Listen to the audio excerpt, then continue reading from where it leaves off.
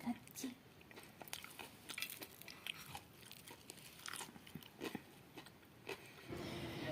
আজকে সকাল সকাল একটু ছাদের ওপর আসছি রোদ খাওয়ার জন্য। আজকে দুপুরে রান্নার চাপটা একটু কম আছে। প্রিয় ভাই বোন বন্ধুরা সবাইকে আসসালামু আলাইকুম। সবাই কেমন আছেন? আশা করছি অনেক অনেক ভালো আছেন। আপনাদের দোয়া আর ভালোবাসায় আল্লাহর অশেষ রহমতে শুকর আলহামদুলিল্লাহ এখন ভালো আছি। আর ভিডিওটা কেন করছি জানেন? ভিডিওটা করছি অনেক জনম পর ঘাসের ওপর শিশির দেখলাম।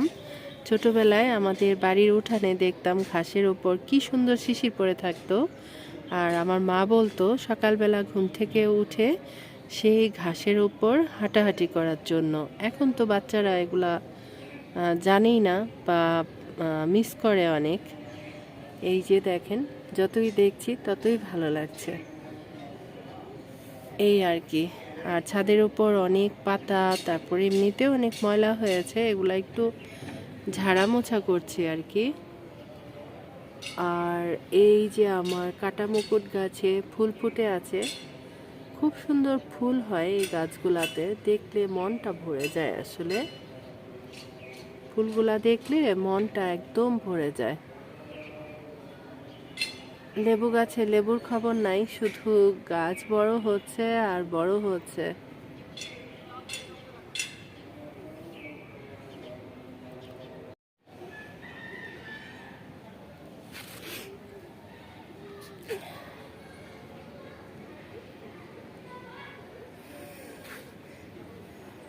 আজকে ছাদটা একটু পরিষ্কার করলাম, অর্ধেকটা পরিষ্কার করলাম আর বাকি অর্ধেকটা রয়ে গেল। অনেক বড় ছাদ, এটা পরিষ্কার করতে হলে অনেক মানুষ লাগবে। আর অনেক ভয়ঙ্কর রোদ উঠে গেছে। এখন ঘরে গিয়ে নাস্তা করব। নাস্তা করি নাই, সকালবেলা নাস্তা পানি রেডি করে তারপর ছাদে চলে আসছিলাম। রোদে কিচ্ছু দেখছি না, কি যে ভিডিও করছি কিচ্ছু দেখছি না।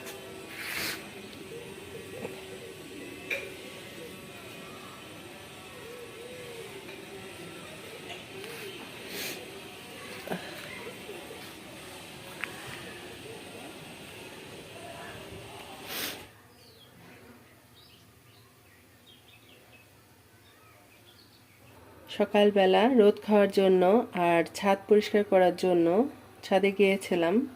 সকালের রোদটা আমাদের শরীরের জন্য অনেক বেশি বেশি উপকারী।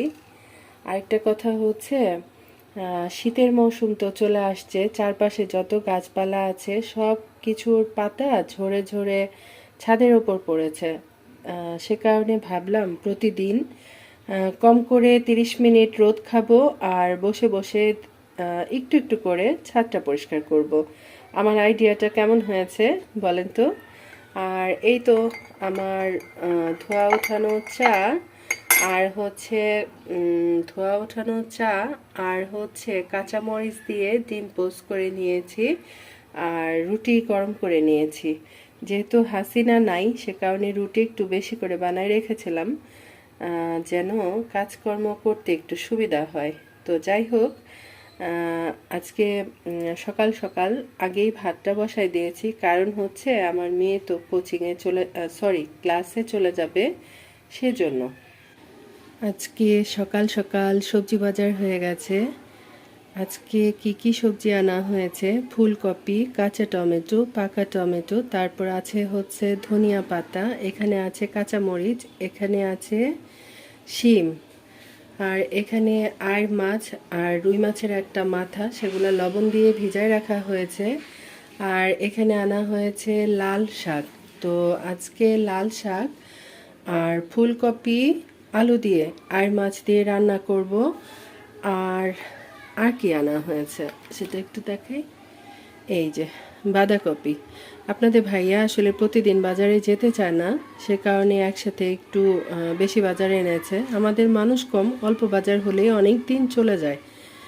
আর বাঁধাকপিটা দিয়ে বানাবো, বাঁধাকপি আর গাজরের পাকোড়া বানাবো। সেটা শরীর স্বাস্থ্যের জন্য কিন্তু অনেক বেশি বেশি উপকারী। সবাই খুব বেশি বেশি করে বাঁধাকপি, ফুলকপি বা শীতের সবজি সব কিছু দিয়ে বেশি বেশি করে পাকোড়া বানিয়ে খাবেন, সবজি রান্না করে খাবেন।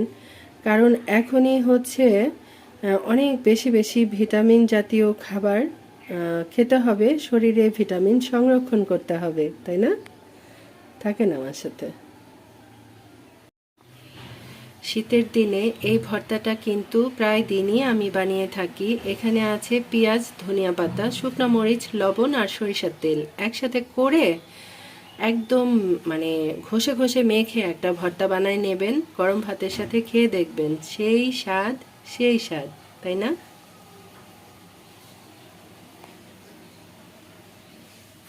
মশলাটা খুব ভালো করে কষাই নিয়েছি, অনেকগুলা পানি দিয়েছিলাম। আর যতটুকু পানি আছে অতটুকু পানির মধ্যে কি করব, ফুলকপি আর হচ্ছে আলু, এটা খুব ভালো করে কষাই নেব। তারপর পরিমাণ মতো ঝোল দিয়ে রান্না করে নেব। মাছটা ভাজাভুজি করে নিয়েছি। আজকে কাজের একটু চাপ ছিল, সে কারণে মানে অর্ধেক অর্ধেক ভিডিও শেয়ার করছি। রান্নাটা প্রথম থেকে করতে পারি নাই। সবসময় আসলে একরকম ভাবে ভিডিও করা সম্ভব হয় না, হাতে অনেক কাজকর্ম চলে আসে, কাপড় চোপড় ধোয়া, ঘর দুয়ার গুছানো গাছানো, এই আর কি।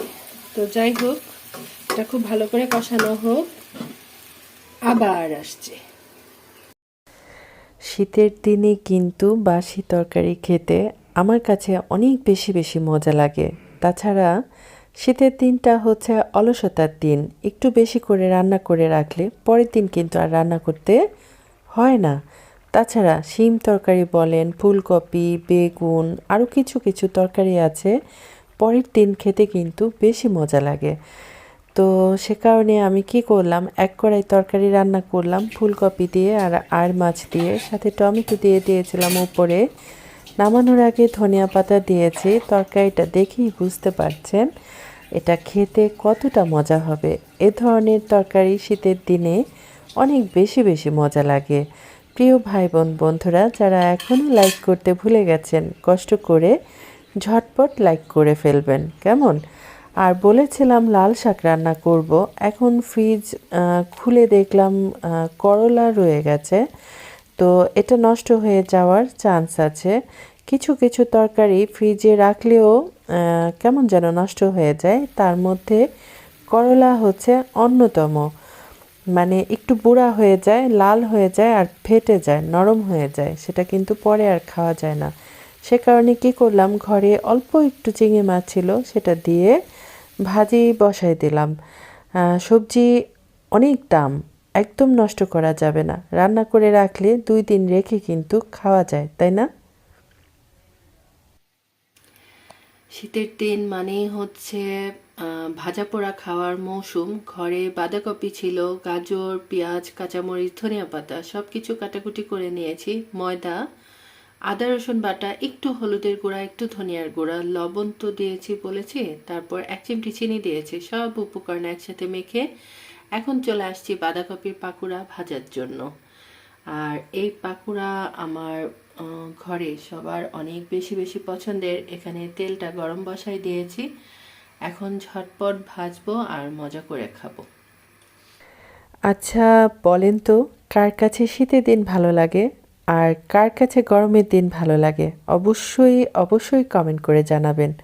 আমার কিন্তু শীতের দিন খুব বেশি বেশি ভালো লাগে, গরম একদম সহ্য করতে পারি না।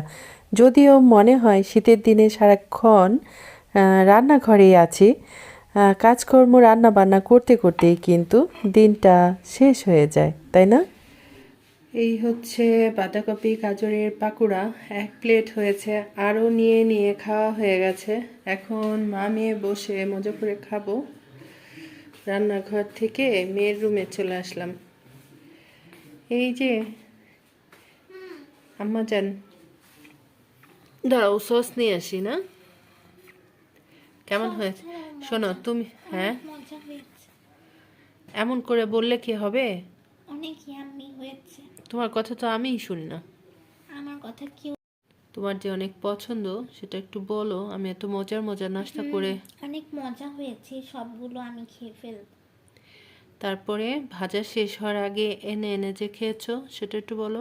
অল্পই খেয়েছি তো। হ্যাঁ, এটা আসলে আমাদের ঘরে সবার অনেক বেশি বেশি পছন্দ। আমি ভাজাভুজি করতে করতে আরও কিন্তু এনে খাওয়া হয়ে গেছে। আর এই তো রান্নাঘর থেকে আসলাম, এখন টমেটো সস নিব বাটি ভরে, আর মজা করে সবাই খাবো। তো আজকে এটুকুই শেয়ার করার ছিল। সবাই ভালো থাকেন, সুস্থ থাকেন। আমার মতো করে এই ঠান্ডার মধ্যে মজার মজার পাকুড়া বানিয়ে বানিয়ে খাবেন। আল্লাহ হাফেজ। আসসালামু আলাইকুম।